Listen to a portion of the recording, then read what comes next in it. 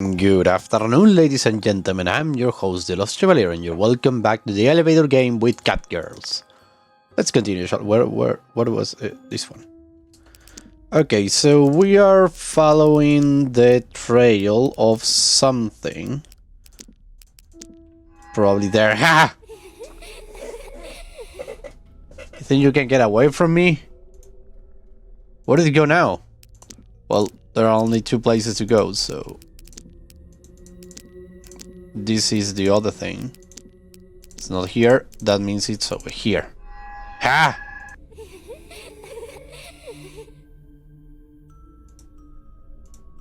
Why am I still chasing that thing? I so shouldn't be chasing that thing. Here now? No, forget it. Now, where did it go? Currently battling with the front door and the dentist to be less favorite. Oh my god, that mosquito.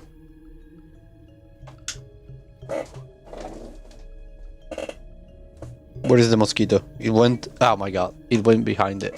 But whatever. Oh, here.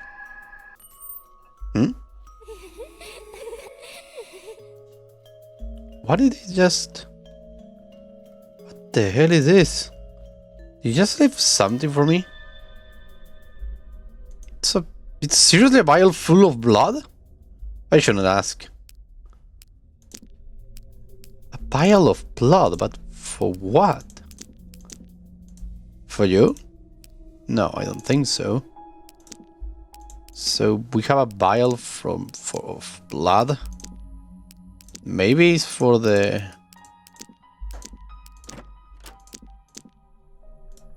No, nothing. Nothing. Nothing. Nothing over here. Nothing in the corners of the boxes. Okay, we have a vial full of blood. And I think we have done everything except this one. 1 through 9. Are they really asking me to go one floor at a time?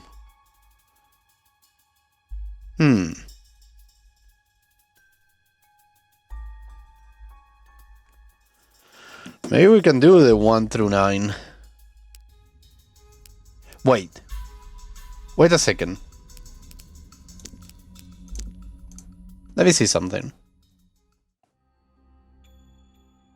Oh, maybe it's 3, 5, 7, 9.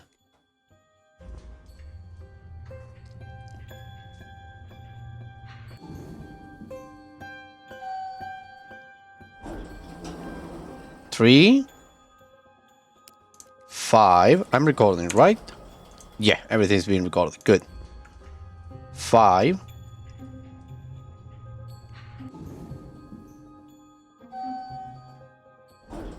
7.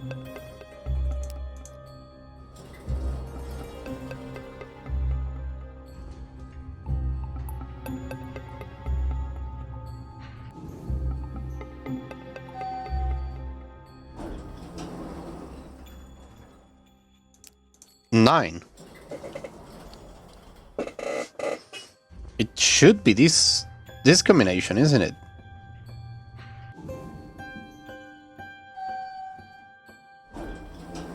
No, nothing. It wasn't. 1, 3, 5, 7, 9. It wasn't.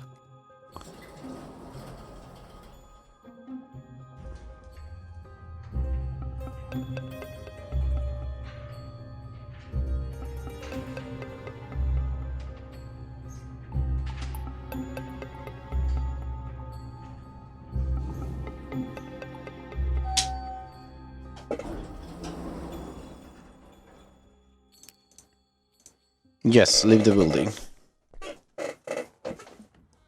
Huh.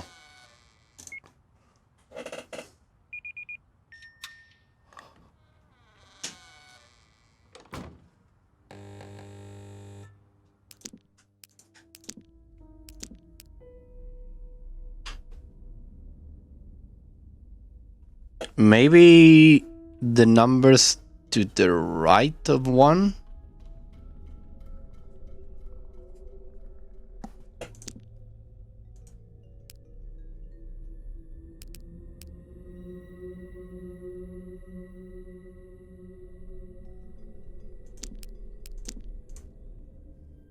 Maybe it's not a straight line, maybe it's curved, maybe it's 1, 4, 6, 8, 9. I'm going to look at the solution online because I'm going to go crazy if I keep thinking and thinking.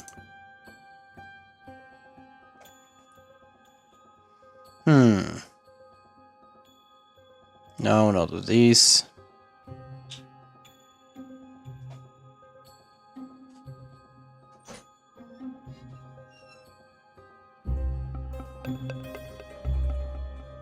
Yeah, that's done.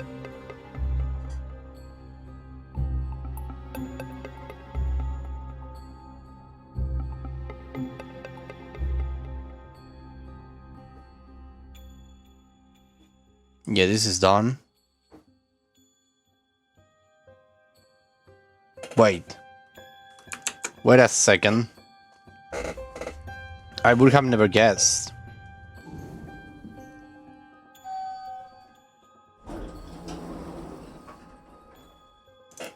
I would have never guessed of this ending. Wait.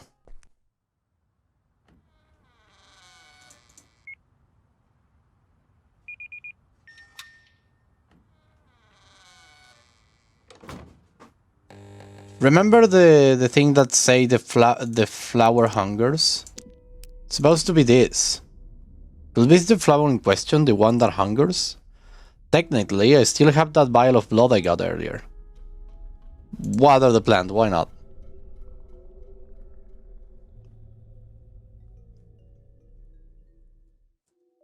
I have made a terrible mistake. A lone cat girl with dark hair stands in the lobby of a building, a vial of blood in her hands. She stares at the seemingly dead potted plant not far away from the entrance.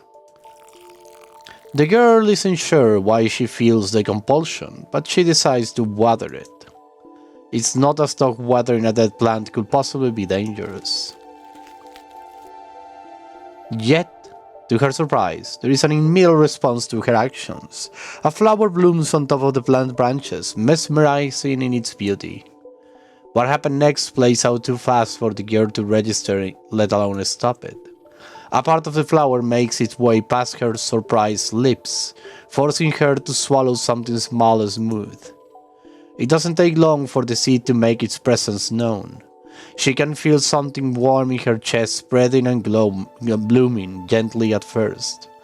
Just as seconds pass, the feeling becomes more and more overwhelming, starting to turn into an excruciating pain that throbs through every vein, forcing every nerve in her body to scream. A breathed cry escapes the girl's lips as an unpleasant pressure makes its way up the side of her neck, all the way to her face. Jesus. Her mind mere worms as a flower tears right through her eyeball, blooming in all of its morbid glory. She screams and panics at first before a sense of calmness overtakes her as the pain subsides. It is in that moment that the girl understands everything. As if the flower itself, now merged together with her very being, knows the truths nobody else was privy to, and is insinuating that knowledge into her mind. The sullen girl is Grey, the one who started it all. The mystery man in black, the one who got dragged into this mess by her. The pretty girl in pink, who also took the bait. And now, the girl herself. The four of them unknowingly becoming the catalyst that will perpetuate this curse cycle. Whatever imaginations they have become enmeshed in will soon lead to the downfall of this world. Of their world as they knew it. The goal is clear, she must dispose of them all before it is too late. What do you mean by dispose? Not a hint of doubt in her mind, the girl takes off on her quest. The shadowy man is a wanderer between the two worlds, and he is the first she stumbles upon. Unaware of the girl's intentions, he becomes easy prey. The man crumples like a marionette, whose strings have been cut as she lands the first blow, the impact almost killing him in a single strike. It's surprisingly easy.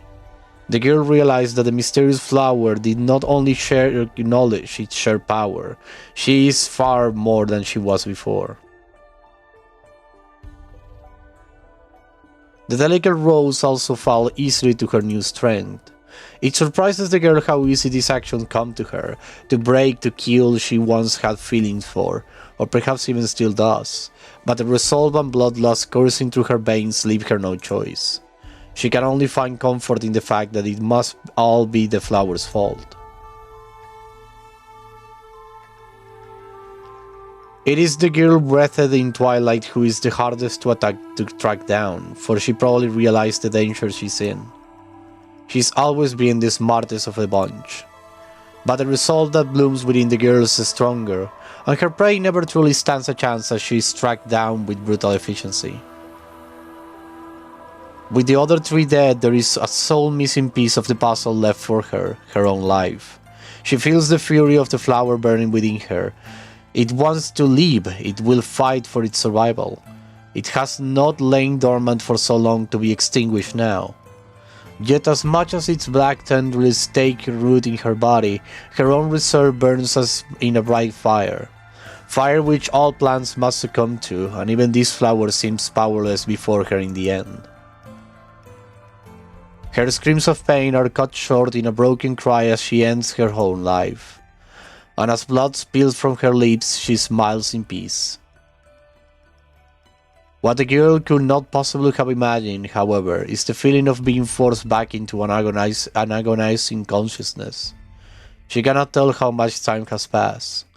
Everything hurts, but she can also feel her own torn muscles niggling themselves back together, intertwined with cursed tendrils, as if the flower is healing her. And so, the girl tries to kill herself again, and again, and again, and again. But no matter how hard she tries and tries and tries, the flower keeps forcing her broken body back to a semblance of life every single time. It is as if she is missing the central piece of the puzzle.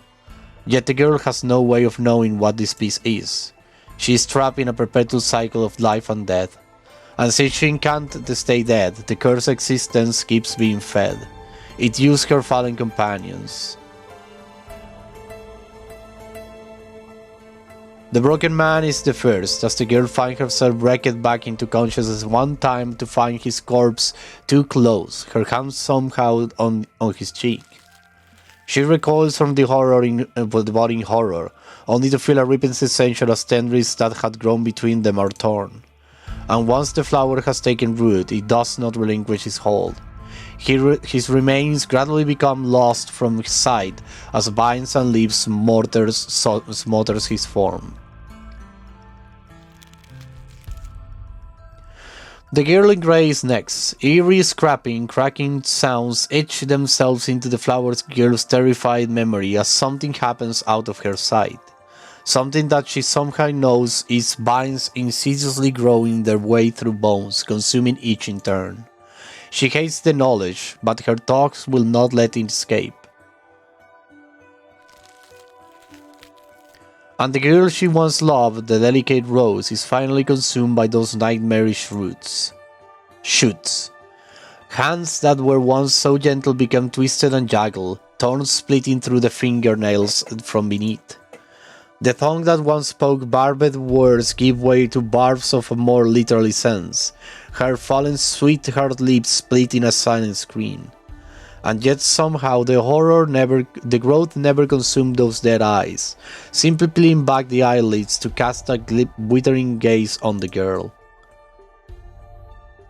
This is a freaking nightmare. Guilt and fear brings the girl the strength to find death's embrace again, though the cursed plant never allows her to decay like the others. It is only she who remains, living and dying in a cycle she cannot break. She is trapped, doomed to seek a way out of this existence, yet never able to find it. What it is that the other world could want from her, now that she set foot, taken root in it. Bloom of Doom achievement unlocked.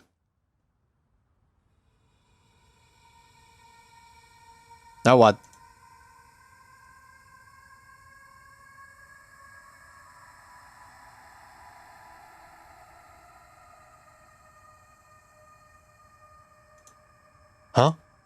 What was I doing just now? I have the strange memories of what? Something was... I can't remember. Why I can't remember? Kirin! Yes, I need to find her.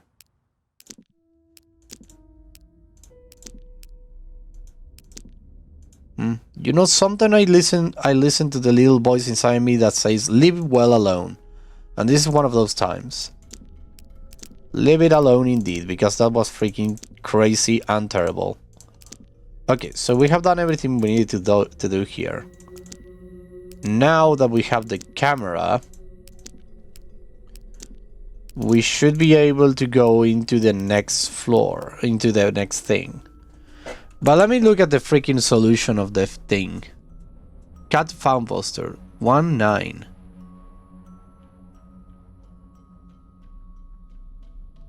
Oh! Wait. Oh, I needed to... Ah! It was what I thought. It was literally what I thought, but I thought it was... This is because I overthink things. I need to go 2, 3, 4, 5, 6, 7, 8, 9. But well, one has to read a guide one or two times because, well, you know, the content needs to flow. I can't be stuck like for hours on end. So yeah, it's 3, 4, 5, 6, 7, 8, 9. It would have been cool if it was 1, 3, 4, 5, 6, 7. 3, 6, 9, I mean. 5.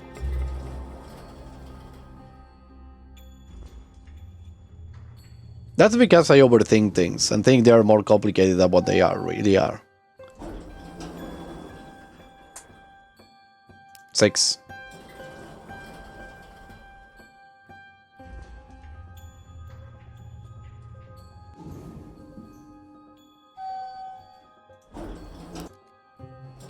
Seven.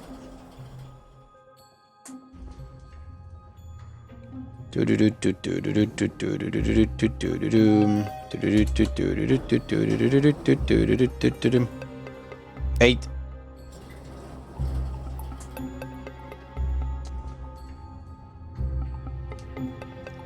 And finally, number 9. Let's go!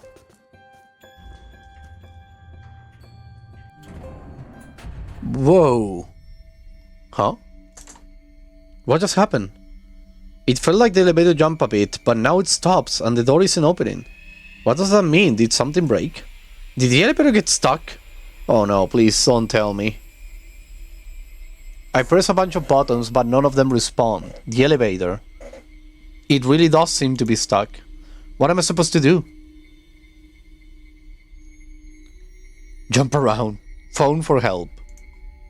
I take out my phone, but it's dead. It's not even a matter of having no reception in the elevator itself. It's a matter of not being able to even turn it on. There goes the idea of calling someone for help. Pry the door open. Is there enough room in the crevice for me to slip a finger inside? Sadly, there is not. I only managed to get a fingernail. And it's not going to continue this deal because it doesn't take a genius to figure out how that's going to end. Nope. I don't even want to imagine that. I don't have anything on me I could force the door open with. Jump around. The idea of jumping around is this cursed compartment gives me anxiety, but I support is worth a try. I mean, what's the worst that can happen? Aside from me falling to my doom. I will be doomed if I don't get out of here either. So technically, someone from the building should notice that the elevator isn't working sooner or later, right? Maybe just waiting around will be smarter for now. But can I really afford to wait? And what if I'm stuck in one of those weird dimensions instead? What if there's currently nobody out there to notice? I try not to think about how there's currently nothing underneath my feet for, I don't know, even knows how many floors. Gathering both my courage and my last shreds of sanity, I try to a hesitant jump. The compartment shakes and creaks, but not much aside from that. I try jumping again for good measure, more boldly this time around.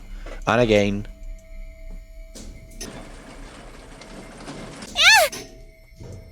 Holy crap, that gave me a scare. Did it ever just fall a couple of floors down? And then stop? Those had to be some kind of emergency brakes kicking in, right? I shouldn't push my luck and jump anymore. What am I supposed to do?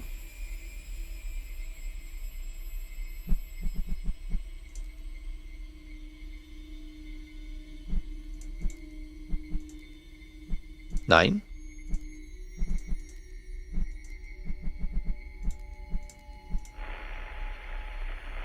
Hello?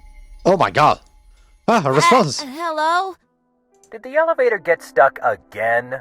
I swear there's something going on with that thing today. Yes, I'm stuck inside! Please help me! Now, there's no need to panic. We'll get this done and over with in a jiffy. Asahi, right? I need you to press some buttons in order. It doesn't matter if they seem to work or not. What? How does he know my name? Basement, ground, basement. Press them in order, please. We'll see each other soon. Your friend is waiting for you. Huh? What do you mean by... Okay. Oh no, he's really disconnected. Don't do this to me. What did he say? Basement, ground, basement? That makes it -1, 0, -1, right?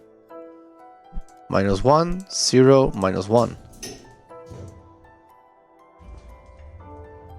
Oh, the elevator display isn't telling me which floor I'm in anymore, but it's definitely moving now. And I can't tell it's descending. What is it doing? I hope I can get out soon enough.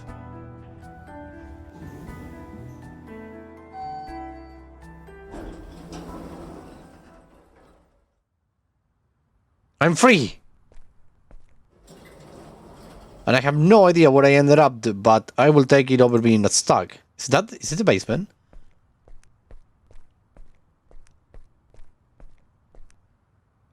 Oh. Is the key I received from the shady guy the one to this door? I don't even need to use it though, because it's already open. Huh? Seems like the other stray kitten found her way. What? Kieran? What the hell are you doing down here? What is all this? I got stuck in the elevator, just like you. And there was no reception, so I couldn't just call you either. That's when the kind Mr. Janitor came to my rescue. What? What are you even talking about?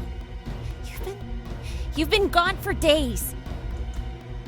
Days? You just love to exaggerate sometimes. I know it might have felt like forever, but it was only a couple of hours. Would you also like to get something warm to drink, kitten? You're the janitor of this building, right? Just what is the deal with you? What is the deal with me? Don't be rude, Asahi. Mr. Janitor here has been really kind to me.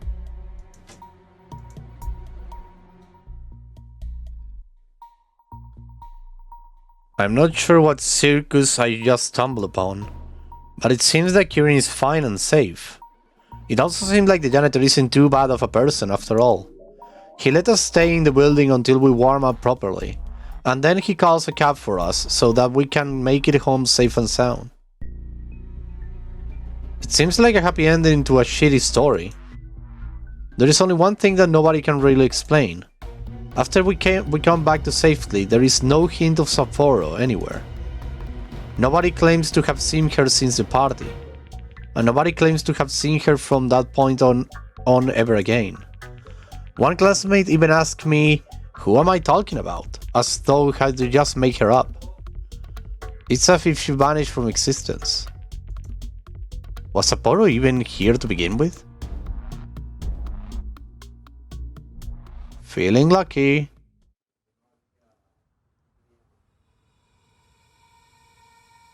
And now what?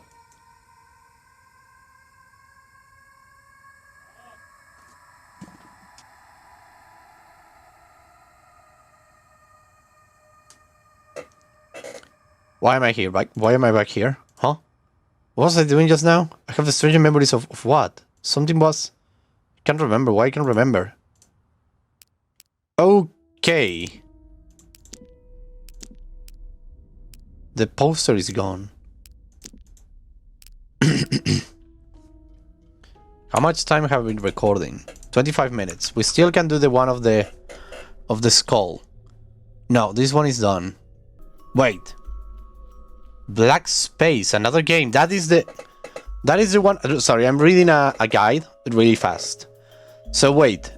That is the penguin playing the guitar is another game of No Bread Studio. I'm gonna need to ask for that one. I want to play that one too.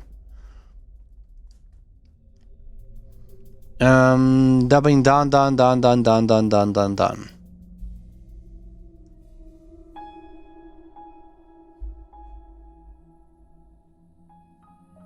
Okay, there is another secret ending that I want to achieve before we go.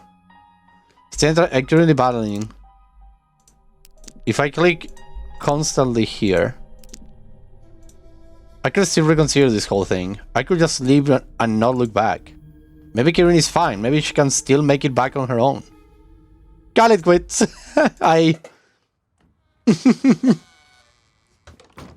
As I open the door and take a step outside, I tell myself I'm just going to get some fresh air. But I know it's just an excuse. Something I can tell myself to feel less guilty about the whole situation. Yep, self-preservation instincts kicking in. I have been through so much shit. And as I stare back at the cursed building, getting a weird sense of deja vu, I'm forced to admit to myself, my mind was already made up the moment I set my foot on the cold snow again. I don't want to go back there anymore. I don't want to go back and look for Kirin because I have an unreasonable conviction that something very bad is going to happen if I keep getting myself more involved in this game. I can't say exactly why I feel this way. I just feel a chill of terror run down my spine every time I even think about crossing into that elevator again. Every time I imagine pressing a button, watching the doors open, wondering what's going to be there. I'm sorry, Kirin. I'm sorry. I just can't. And so I turn around and I start to walk away.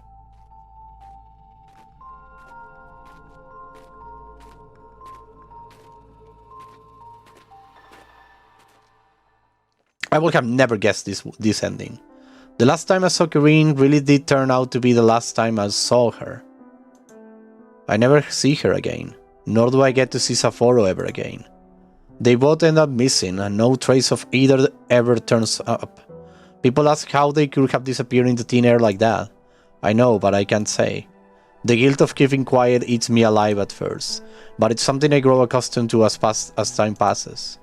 Eventually I reach a point where I don't think about her when I wake up anymore. But sometimes I can't help but wonder whether I could have changed this outcome.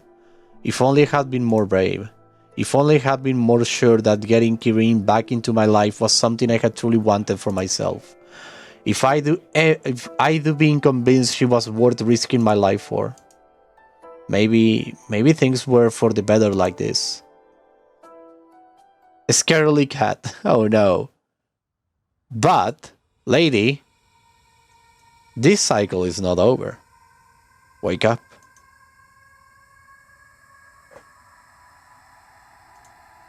Huh? What was I doing? I don't remember. Is there anything in the door? Like a note or something? No. We have done the thing over there. The thing over here is done. The freaking skull thing. These are numbers, aren't they? I'm not reading them right, and I want to know the answer to that riddle. That is done. That is done already. That is done. That is done. Secret ending 3. Done.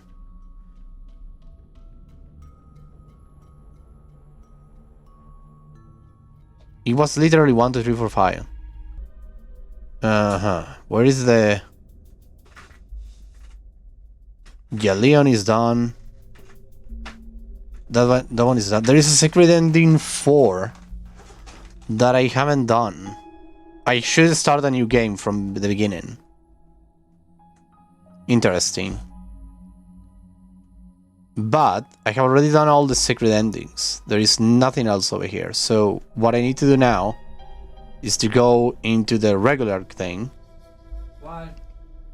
And try to survive. But that is going to be in another episode because this one is already done. Thank you very much everybody for watching. I hope you had a blast. I was the Lost Chevalier, signing out. Bye bye.